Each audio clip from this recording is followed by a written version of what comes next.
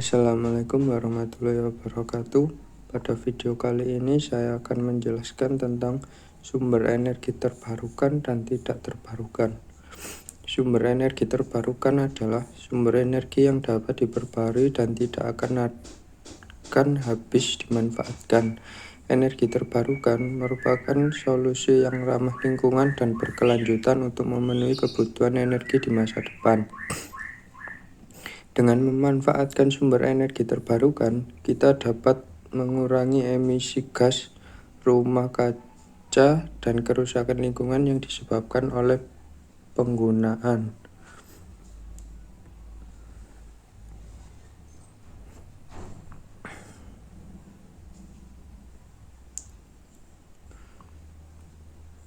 Jenis-jenis sumber energi terbarukan yaitu seperti energi surya adalah energi yang diperoleh dari sinar matahari. Potensi energi surya di Indonesia umumnya terdapat di pulau besar seperti Sumatera, Jawa, Kalimantan, dan Sulawesi yang lebih tinggi dibandingkan pulau-pulau kecil lain. Hal ini memungkinkan terkait dengan luas wilayah, intensitas sinar matahari, dan faktor geografis lainnya. Contohnya seperti PLTS, pembangkit listrik tenaga surya, atau solar farm, adalah sistem yang memanfaatkan energi matahari untuk menghasilkan listrik. Energi matahari ditangkap oleh panel surya yang terdiri dari sel-sel fotovoltaik yang terbuat dari bahan semikonduktor seperti silikon. Kebanyakan fasilitas seperti ini berlokasi di area pedesaan dan merupakan milik pemerintah setempat karena fungsinya untuk menyuplai pasokan listrik sebuah area. Fasilitas solar farm pun biasanya terletak di sebuah area yang sangat luas, kurang lebih 100 hektar. Komponen utama dalam sebuah sistem PLTS adalah panel surya, solar charge, kontrol, inverter, dan baterai. Kemudian ada energi air, atau sering disebut juga sebagai hidroenergi, adalah energi yang memanfaatkan kekuatan air yang mengalir untuk menghasilkan listrik.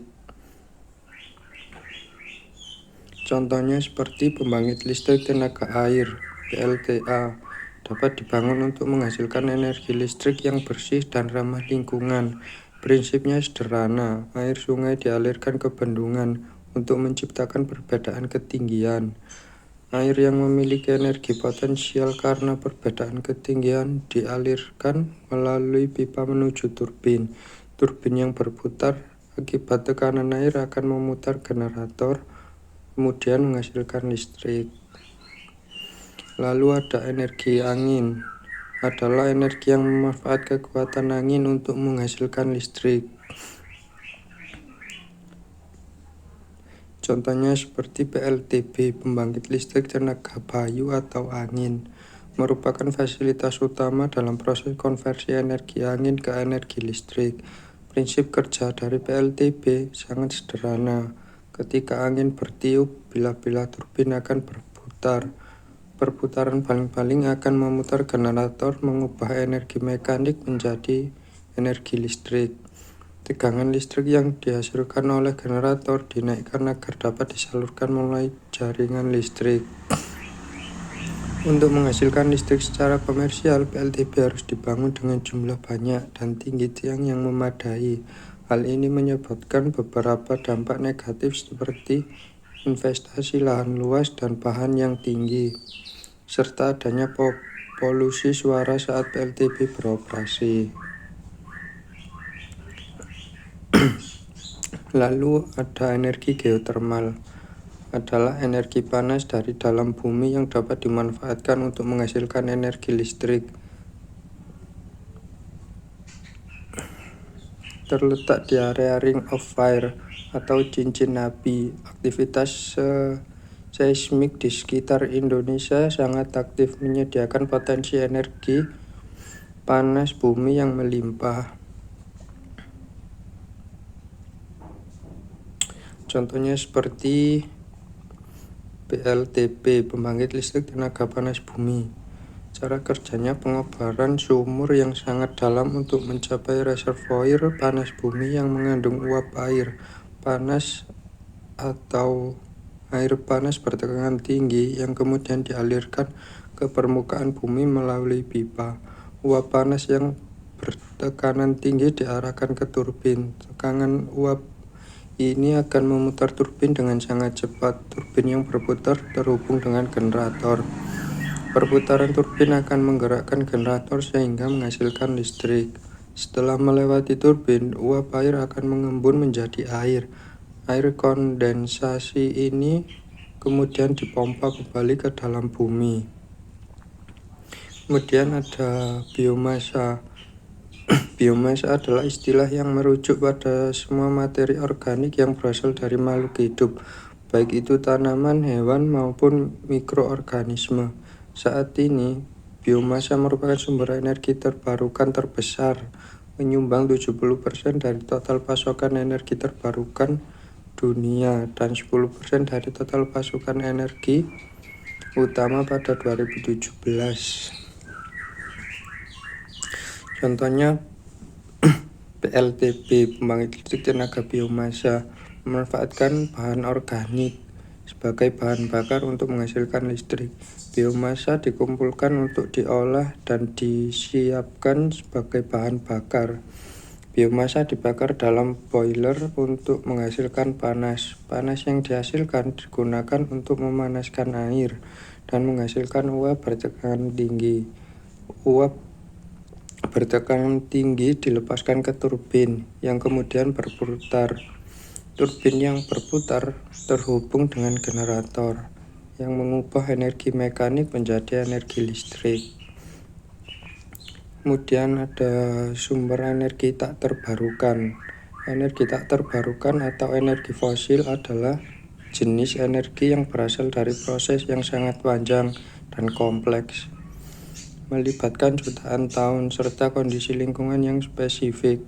Energi fosil ini terbentuk dari sisa-sisa organisme hidup seperti tumbuhan dan hewan yang mati jutaan tahun yang lalu, sehingga jumlahnya terbatas dan tidak dapat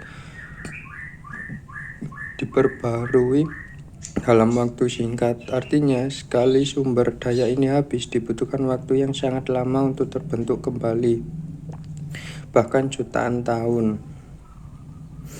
Jenis-jenis sumber energi tak terbarukan. Ada minyak bumi, adalah cairan kental berwarna gelap yang terbentuk secara alami dari sisa-sisa organisme laut seperti plankton dan alga yang telah mati jutaan tahun lalu. Organisme-organisme ini terkubur di bawah lapisan sedimen dan mengalami proses perubahan kimiawi yang kompleks akibat tekanan dan suhu tinggi di dalam bumi. Untuk mendapatkan minyak bumi mentah, perlu adanya proses eksplorasi untuk menemukan lokasi yang memiliki sumber daya minyak yang melimpah. Setelah eksplorasi, terdapat proses drilling, di mana dilakukan pengeboran ke dalam lapisan bumi untuk menuju ke sumber minyak.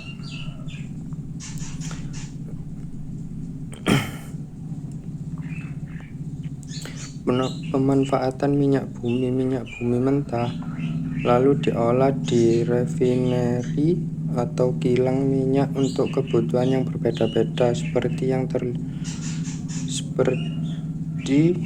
hasil olahan minyak bumi umumnya dipakai untuk bahan bakar kendaraan bermotor. Dampak minyak bumi. Pembakaran minyak bumi menghasilkan gas buang yang mengandung polutan seperti karbon monoksida, nitrogen oksida, dan partikulat. Polutan ini berkontribusi pada polusi udara dan masalah kesehatan. Pembakaran minyak bumi juga menghasilkan gas rumah kaca, terutama karbon dioksida yang berkontribusi pada pemanasan global.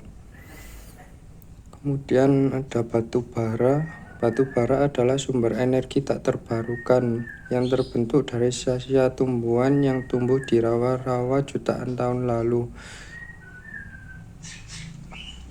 Tumbuhan ini terkubur oleh sedimen dan mengalami proses pembusukan dalam kondisi tanpa oksigen.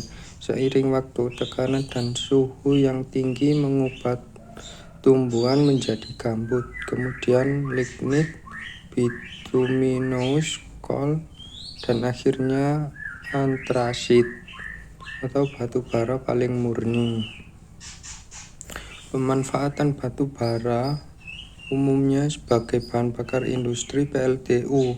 Sebagai contoh, PLTU Jawa 9 dan 10 di Banten yang memiliki kapasitas 2000 mW ini diperkirakan akan membutuhkan batu bara sekitar 20.444 ton per hari dan akan berkontribusi melepaskan 250 juta metrik ton CO2 ke atmosfer. Dampak batu bara. Pembakaran batu bara menghasilkan sejumlah besar karbon dioksida atau CO2 yang merupakan gas rumah kaca untuk penyebab pemanasan global. Selain CO2, pembakaran batu bara juga menghasilkan gas-gas beracun lainnya seperti sulfur dioksida dan nitrogen oksida yang dapat menyebabkan hujan asam, dan batu bara mengandung berbagai jenis polutan partikulat seperti debu dan jelaga yang dapat menyebabkan masalah pernapasan dan penyakit jantung. Kemudian ada gas alam. Gas alam merupakan sumber energi tak terbarukan yang terbentuk dari organisme laut dan darat mati dan terkubur di dasar laut atau rawa.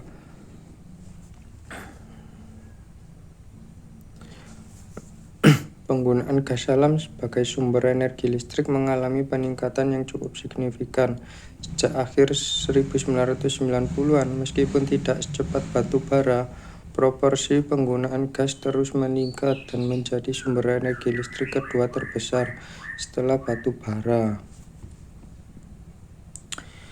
Pemanfaatan gas alam.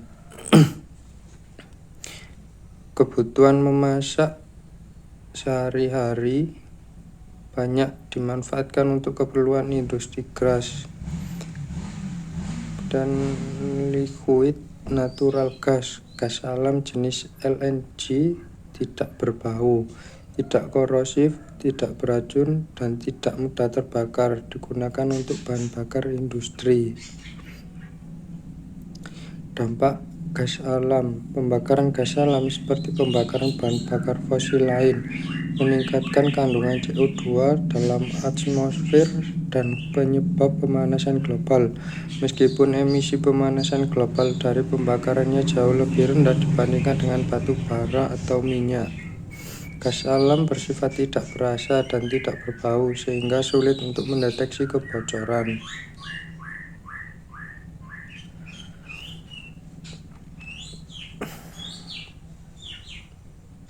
Baik, mungkin segitu saja penjelasan saya mengenai energi terbarukan dan tidak terbarukan, lalu dengan jenis-jenisnya.